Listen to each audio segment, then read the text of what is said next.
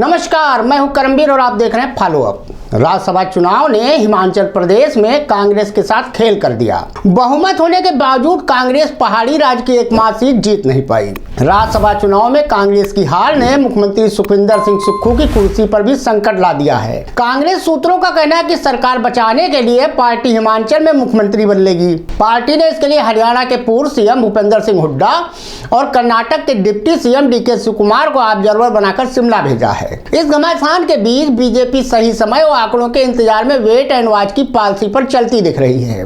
यह आंकड़ा काफी खास है, जिससे कांग्रेस की मुश्किलें बढ़ सकती हैं। बताया जा रहा है कि मौजूदा सुक्खू सरकार से अलग होने वाले 6 विधायकों से सरकार को कोई खतरा नहीं है।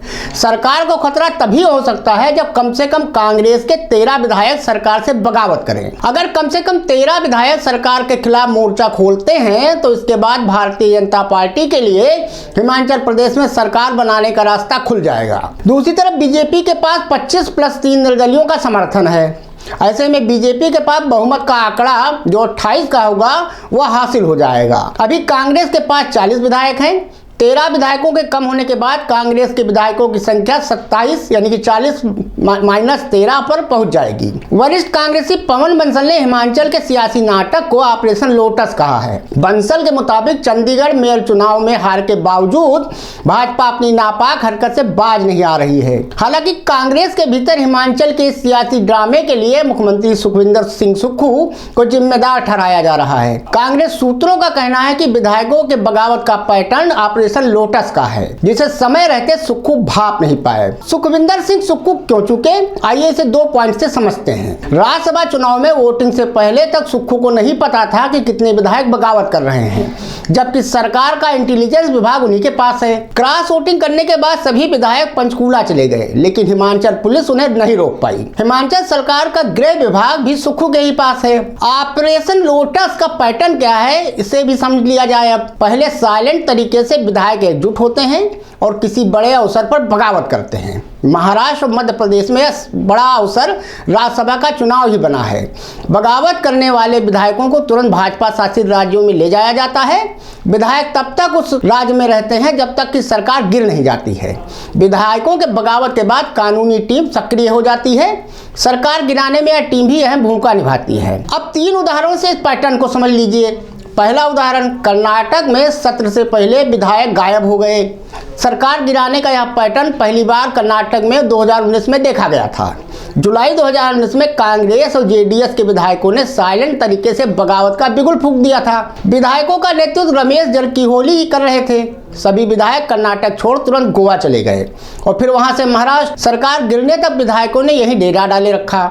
विधायकों के बगावत के बाद राजभवन भी सक्रिय हो गया। मामला सुप्रीम कोर्ट भी पहुंचा। कोर्ट में केस जाने के बाद कुमारस्वामी सरकार ने विधानसभा में फ्लोर टेस्ट कराया, जिसमें उसकी हार हो गई।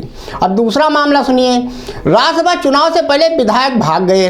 अब ये कैसे हुआ? 2020 में मध्य प्रदेश में राज्यसभा की 3 सीटों के लिए आयोग ने चुनाव की घोषणा की। चुनाव की घोषणा के कुछ दिन बाद ही कांग्रेस के 27 विधायक गुपचुप तरीके से कर्नाटक भाग गए। सभी विधायक ज्योतिरादित्य सिंधिया गुट के थे। कर्नाटक पहुंचने के बाद विधायकों ने अपने पद से इस्तीफा दे दिया, जिसके बाद कमलनाथ की सरकार अल्पमत में आ गई। कमलनाथ ने इसके बाद अपने पद से इस्तीफा दिया। कमलनाथ के इस्तीफा देते ही शिवराज सिंह चौहान ने सरकार बनाने का दावा पेश कर दिया। राज्यपाल ने इस दावे को स्वीकार किया और शिवराज को पद की शपथ दिलवा दी। इस्तीफा देने वाले कांग्रेस के 27 विधायकों के रिक्त सीट पर उपचुनाव कराए गए, जिसमें से 18 विधायकों ने जीत हासिल की। अब तीसरा पैटर्न सुन लीजिए। इलेक्शन के तुरंत बाद निकल गए शिव सैनिक। ये हुआ था 2022 के जून में महाराष्ट्र के विधानसभा परिषद के चुनाव के दौरान। चुनाव में सभी पार्टियों ने अपने अपने कैंडिडेट उतारे। मतदान के दौरान शिवसेना के विधायकों ने क्रॉस वोटिंग कर दी। क्रॉस वोटिंग के तुरंत बाद विधायक सूरत के लिए निकल गए।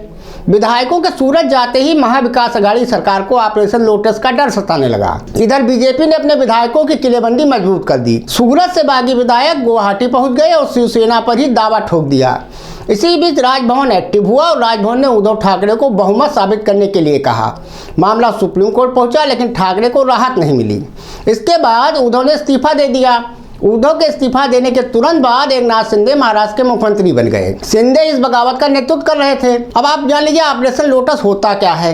कथित तौर पर यह एक सियासी ऑपरेशन है जिसे सत्ताधारी बीजेपी के साथ जोड़ा जाता है। सत्ताधारी बीजेपी किसी भी राज्य में विपक्षी पार्टियों के सरकार को अस्थिर करने की जो प्रक्रिया अपनाती है, उस प्रक्रिया को ऑपरेशन लोटस कहा जाता है। साल 2008 में ऑपरेशन लोटस का जिक्र पहली बार कर्नाटक में हुआ था।